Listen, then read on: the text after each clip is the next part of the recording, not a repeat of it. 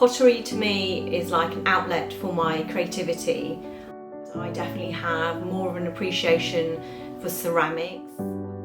It's really interesting to take somebody who's never managed the material, get them to understand its possibilities, and then to see them persevere.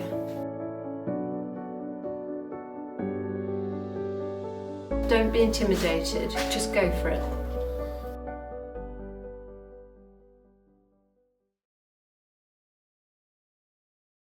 In my family, I think there was a creative element with everybody, but actually I was the only one that used clay, pottery, to actually go forward with that creative need. I mean, most of my siblings were artists in one way or the other, but this is my chosen medium. And I was drawn to clay. I was just drawn to the possibilities of this material and what it could actually do. So I guess from 11 years on, I studied, then went into industry.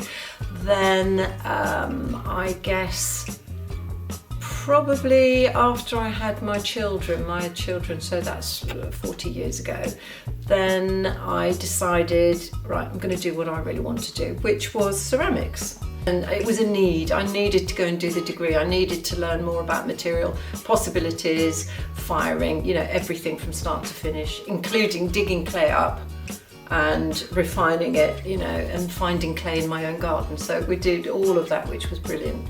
So that was a need. Now, when you think of learning a new skill, everyone knows you must master the basics first. Before you can move on to your 4-foot sculptures, your intricate painting designs, you'll need to learn how to make a simple bowl. Now, you may want to jump the gun and get straight on the wheel, but let's rewind. Every wheel throw starts with a process called wedging up. Although it looks simple, it's a vital step in pottery. So wedging up of the clay is the first step of the process, and it is to warm the clay up, I think, get it moving, but B, to ensure that there's no air in the clay, because when you start to throw, what you don't want are air bubbles, because when you go on to the next stage of firing, the air expands and it'll blow holes out of your pot. So this is wedging, and what you're doing is creating the movement in the clay, and the air comes out of the bottom here.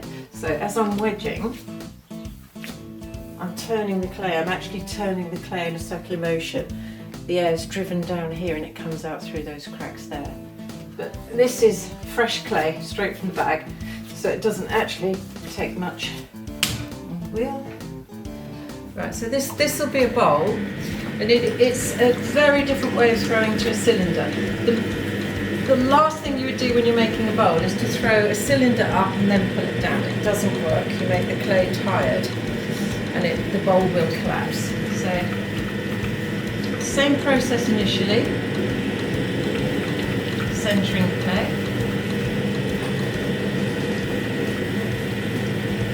If you think you have air in your clay, you would take it up and down a couple of times to get the air out. So you bring it up, and then you take the outside down. And again, what you're doing is you're rotating the clay so that the middle is coming up and the outside is going down. So you're creating a rotation, as we did when we were wedging.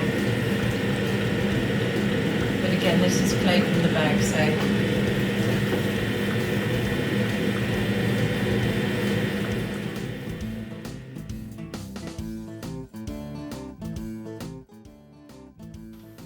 Like, what inspired you to become a teacher specifically? Why did you want to become a teacher? Two things.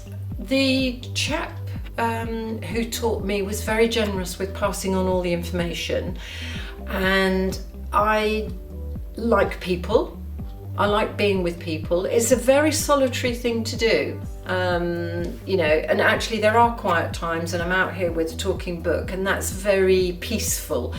But actually, if you like the buzz of people around as well. So that was a big part of me wanting to teach. Also, passing on the information and not holding back. I found I find some people are not very generous with the information. I was taught by someone very generous who passed everything on that he possibly could, and I think that's what I'm trying to do as well, pass it on. And in fact, I think I've had my morning group here of 7 people, I think they all now sell work that they make here. I've had at least 6 people who have now set up their own studios, and I've helped them do that. And you know, it's passing it on really.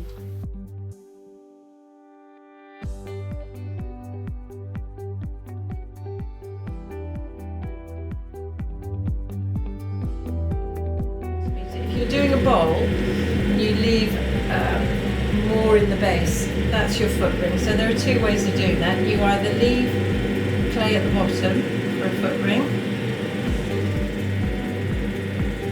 or you add a foot ring later, which is what I prefer to do, with a coil on the bottom of the pot once the bowl is made. A bit of a wobble there. Now for a bowl, instead of taking the clay up, you take the clay out.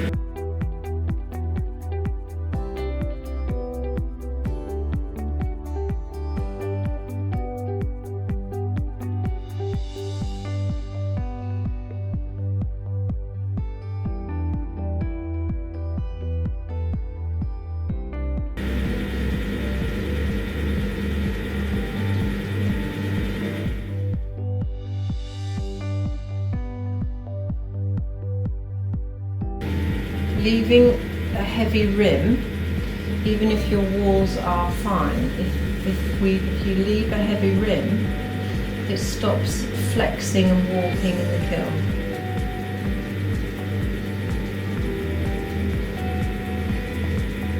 Then we create a bowl form. So I've left enough weight in that rim.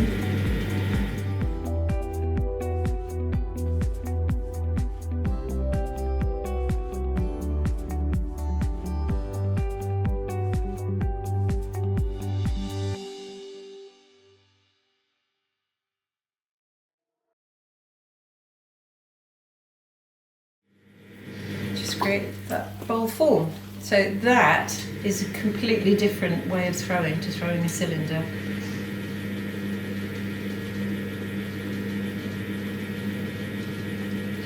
We'll tidy that up later on. So that's a bowl.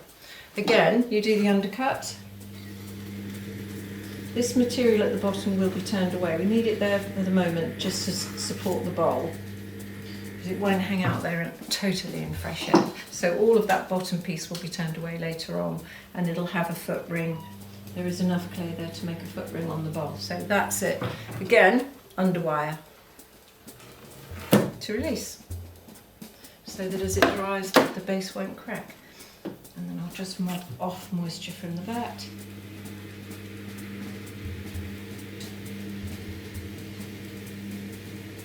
And that one's finished too.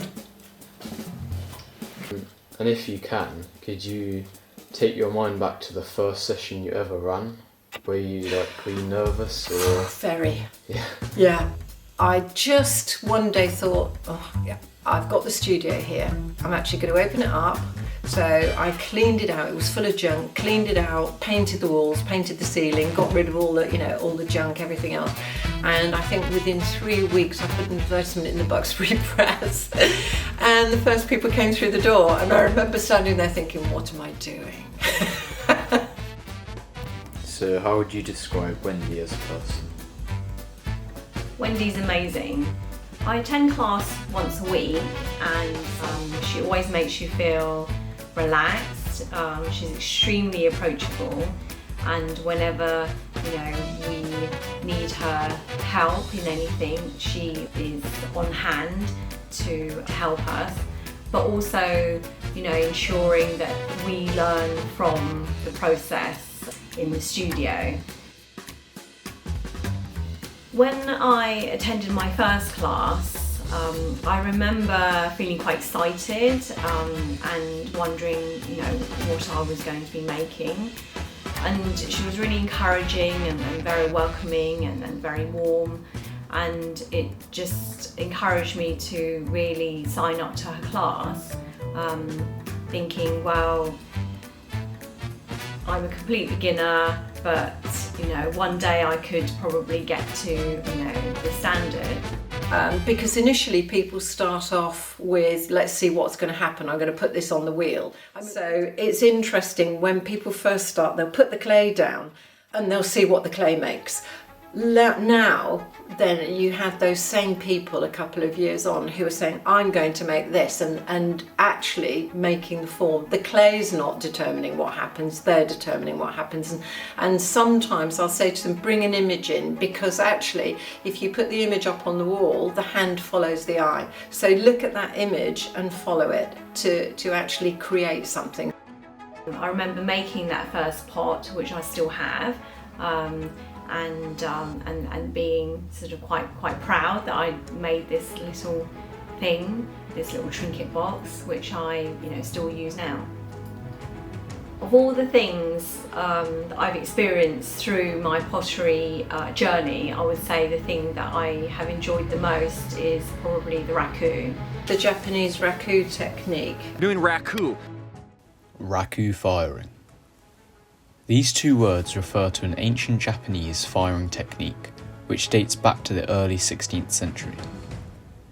It is traditionally used to obtain unique patterns and finishes on ceramics and is a complicated process. Many people get confused about what Raku actually is.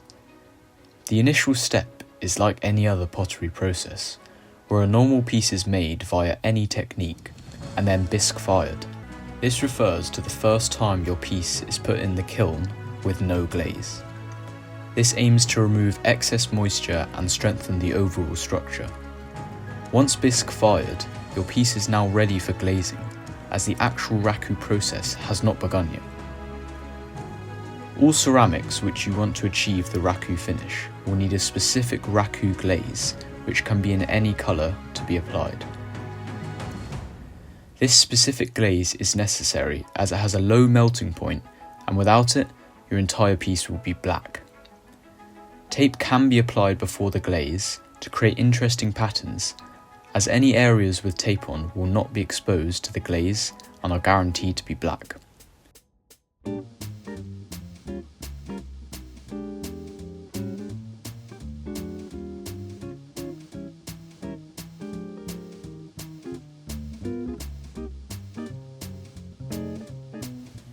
Once glazed, the piece is now ready for the second firing, which is in a different style kiln.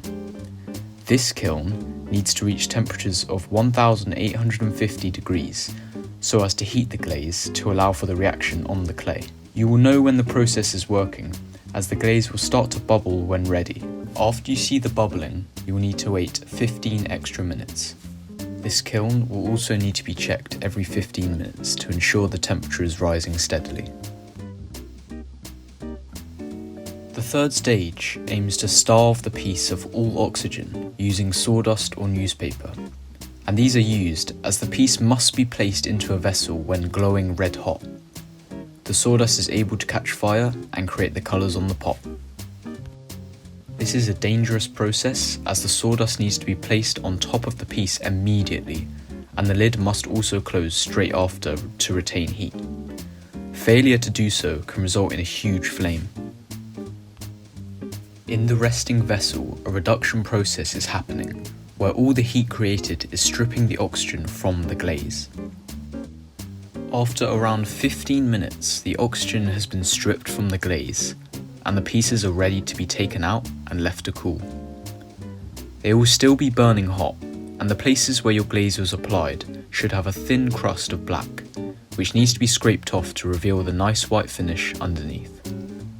Anywhere where the glaze is not applied will be black in appearance forever.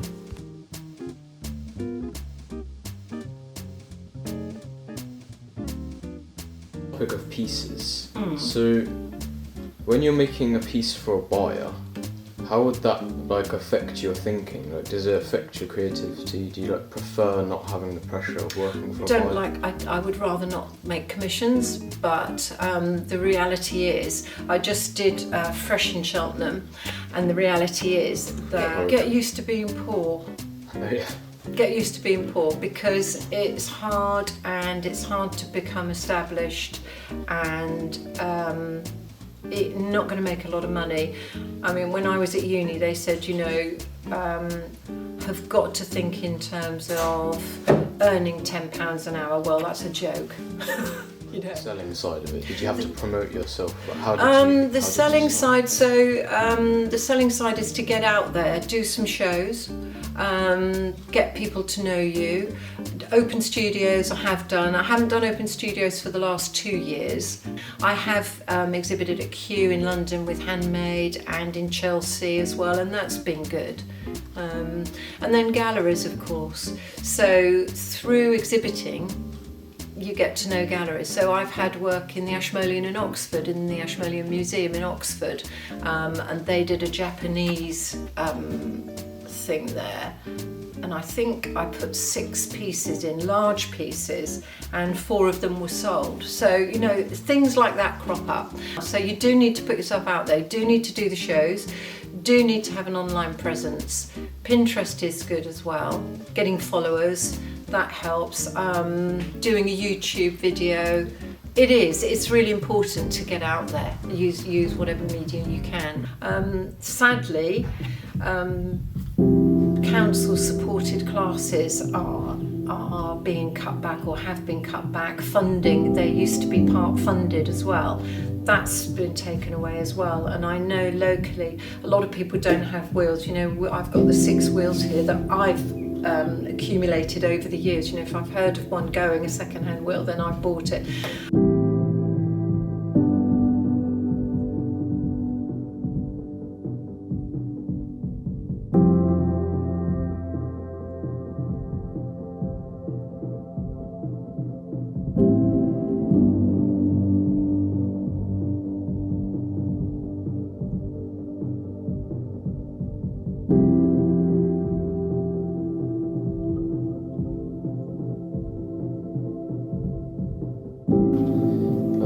Yeah, I think that's pretty much it. Are those all the questions? Yeah. Now, are those